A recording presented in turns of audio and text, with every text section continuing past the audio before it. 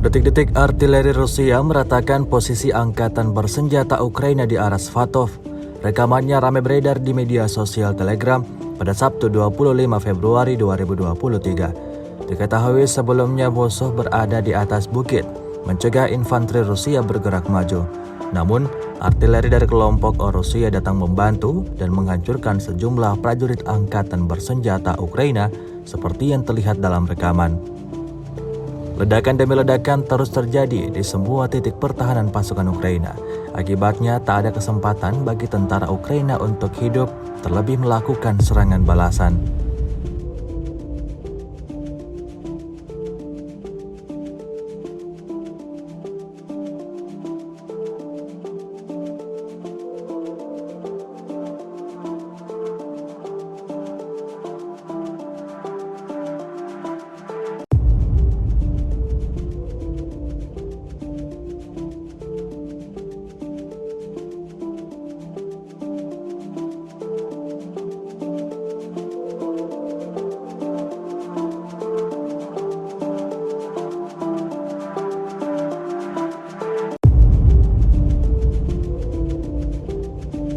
Rusia melaporkan 387 pesawat Ukraina, 210 helikopter, 3.228 kendaraan udara tak berawak, 405 sistem rudal anti pesawat dieliminir sejak awal operasi khusus.